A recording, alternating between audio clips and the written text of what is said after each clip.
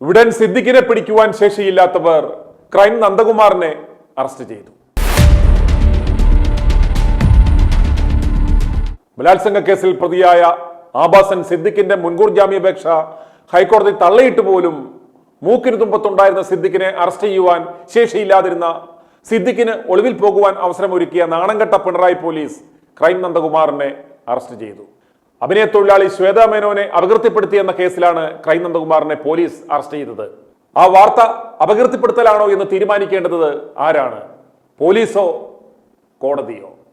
നന്ദകുമാറിന്റെ crime വാർത്ത എന്ന YouTube ചാനലിലൂടെ നടിയെ അപകീർത്തിപ്പെടുത്തി എന്ന കേസിലാണ് നടപടി. എറണാകുളം നോർത്ത് പോലീസാണ് നന്ദകുമാറിനെ കസ്റ്റഡിയിൽ എടുത്തത്.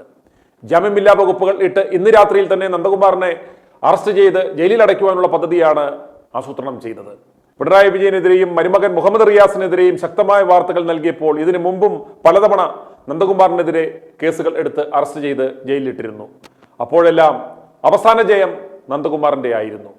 ഹേമ കമ്മിറ്റി റിപ്പോർട്ട് വന്നതിന് ശേഷം മലയാളത്തിലെ പല അഭിനയ തൊഴിലാളികളുടെയും മുഖംമൂടി പറിച്ചു കളയുന്ന തരത്തിലുള്ള പല വാർത്തകളും നന്ദകുമാർ നൽകിയത് വലിയ കോളിളക്കമുണ്ടാക്കിയിരുന്നു. അഭിനയ തൊഴിലാളികളുടെ സമ്മർദ്ദത്തിന് വഴങ്ങി പോലീസ് നടപടിയെടുത്താൽ പൊതുജനവികാരം പോലീസിന് എതിരാകും എന്ന് കണ്ടാണ് ഇത്രയും ദിവസം അവർ ക്ഷമിച്ചിരുന്നത്. നടി ശാന്തികൃഷ്ണയെ പ്രാപിക്കുവാൻ മുൻ ഭാര്യയെ നടൻ സിദ്ദിഖ് കൊന്നതാണ് എന്നടക്കമുള്ള വാർത്തകൾ നൽകിയിരുന്നു.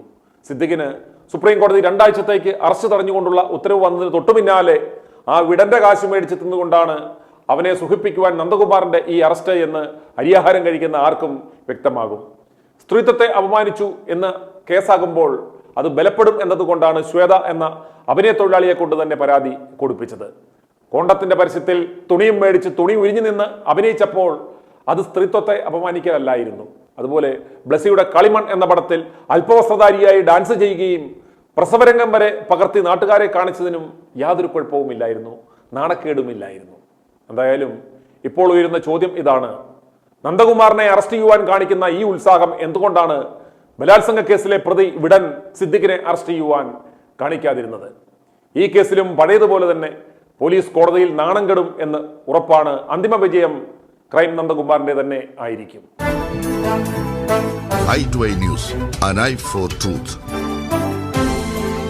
i2i News സബ്സ്ക്രൈബ് ചെയ്തിട്ടില്ലാത്തവർ ഇപ്പോൾ തന്നെ സബ്സ്ക്രൈബ് ചെയ്യുക.